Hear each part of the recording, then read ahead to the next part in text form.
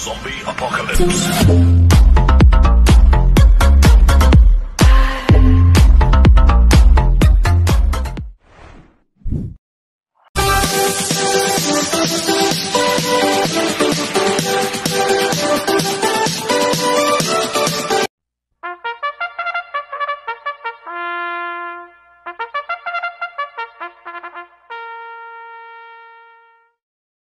Magandang araw po mga bayang karista.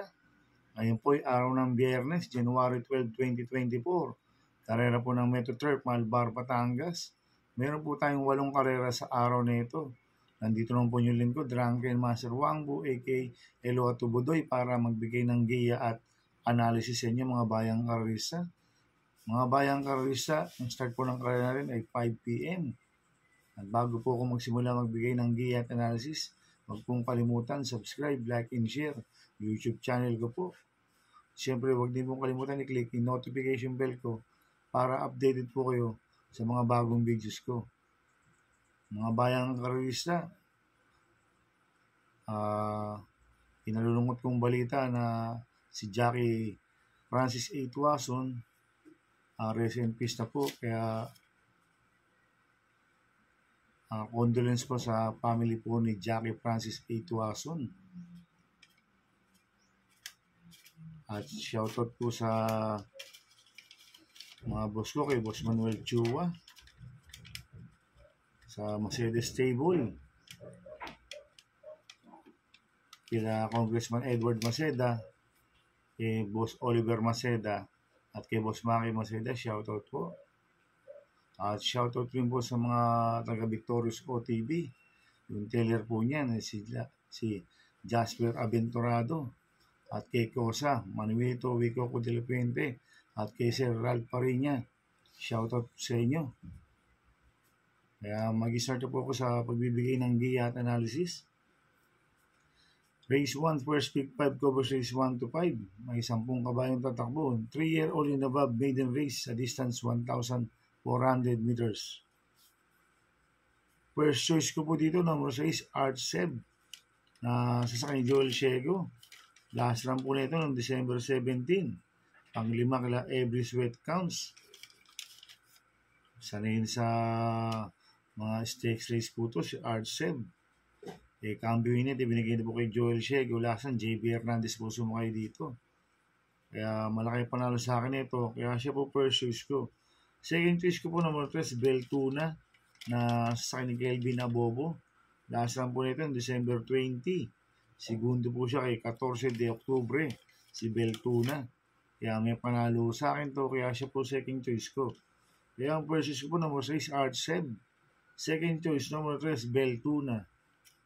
Sa race 2 po tayo, winner take all covers races 2 to 8. May 8 kabayong tatakbo, rating basis team class 5-5 split, distance 1,200 meters. Ito ay anybody's race po to mga bayang karista. Dahil ito po yung pinakababang rating base system. Kaya tingin ko lahat ito may panalo.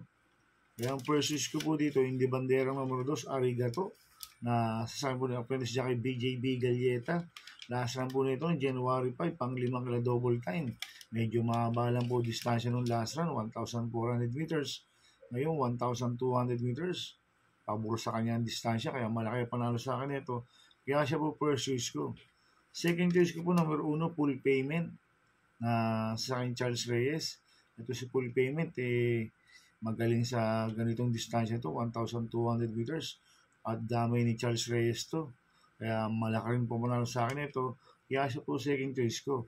Kaya ang first choice ko po, number 2, Arigato. Second choice, number 1, Full Payment. Sa race 3 po tayo, pick 6 covers races 3 to 8. May 9 na kabayong tatakbo, rating based in class 5-11 to 15. Distance 1,400 meters. First choice ko po dito, number 3, Gold Digger, na sa akin Jan Alvin Guse. Ito, last run po nito, January 5, tarsero ko lang Antonio de la Mugis. Ito, bigyan lang po ng importansya ng connection to. Malaki panalo sa akin ito. Kaya siya po first choice ko. Second choice ko po, Copulente number 1, Diamond Story, na sa akin NC Lunar. 1-8, Kentucky Ring, na sa Pati Dilema. Last run po ni Diamond Story noong January 6, pang-4 po siya. At ito yung last run po ni Kentucky rin, December 31, pang-5 kila Gold Digger. Dinalo siya ni Gold Digger last run. Kaya itong Opulente numero 1 na to, parehas po may panalo to, kaya sila po second choice ko. Kaya ang first choice ko po, number 3, Gold Digger. Second choice ko, Opulente numero 1, Diamond Story, 1-8, Kentucky rin. Sa race 4 po tayo, pick 5, cover size 4 to 8. May siyam na kabayong tatabo, rating based in class 4, 28 to 33, distance 1,400 meters. So, soloin ko na po ito, number 9, Daily Burn, na sasakay John Alvin Guse. Last run po nito noong December 17, segundo kay Uncle Vines. Medyo hindi lang po maganda ang alis nito at numero.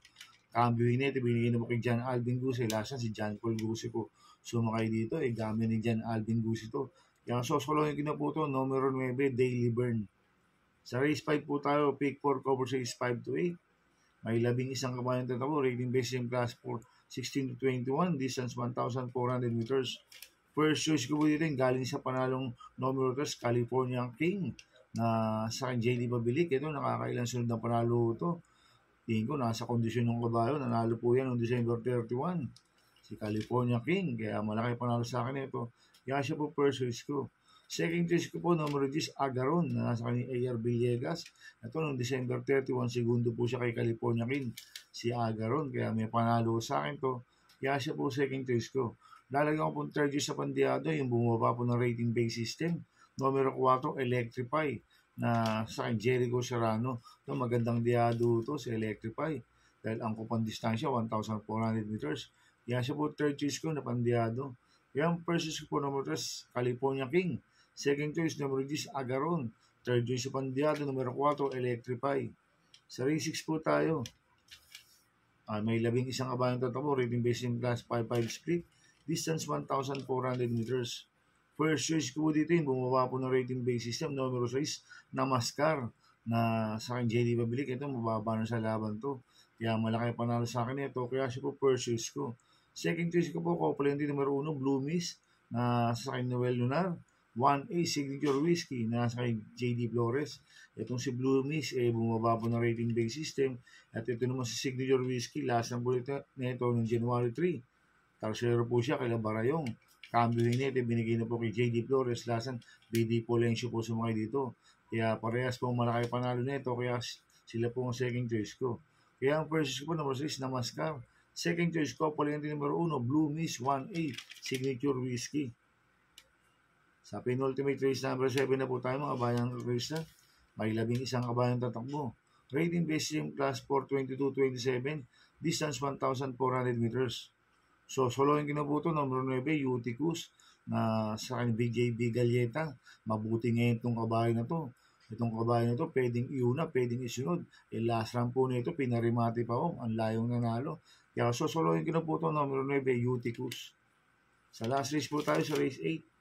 May 14 na kabayong tatakbo. Rating based in class 5, 6 to 10. Distance 1,400 meters. First choice ko po dito, numero 13, Janji, na sa kanya BJB Galleta. Last run po ito ni Janji noong January 5. Segundo kay Majestic Star. Maganda numero ngayon ito, nasa labas. Kaya malaki panalo sa akin ito. Kaya siya po first choice ko. Second choice ko po, numero 7, Heroes of Caloocan, na sa kanya Charles Reyes. Last run po nito noong January 2. Tarsero po siya, lalaki Julian. Cambio hinete, binigyan mo kay Charles Reyes. Last run, JB Bakaygay po sumakay dito. Kaya may panalo rin sa akin to, kaya siya po second choice ko. Lalagyan ko mag-third choice sa pandiado, number 6, Compassion, na sa akin Mark Alvarez. Last run po nito, December 27, pang-5 kala 7 of Diamonds, si Compassion. Kaya siya po third choice ko na pandiado. Kaya first choice ko, number 13, Janji. Second choice ko po, number 7, Heroes of Caloocan. Third choice sa pandiado, number 6, Compassion. Good luck in happy racing mga bayang kararisa. Inuulit ko, ito'y gabay ko lang at analysis ko. Pero pagdating sa tayan, kayo pa din masusunod. Sana iswertein po tayo ngayon at magsitama. Kaya good luck po sa ating lahat mga bayang kararisa. Kaya mga bayang kararisa, please subscribe my YouTube channel at Tubudoy 2.0. Kaya sana lagi niyo pong panoorin yung ads ko, huwag niyo pong skip. Kaya maraming salamat po sa inyo and God bless. Zombie Apocalypse.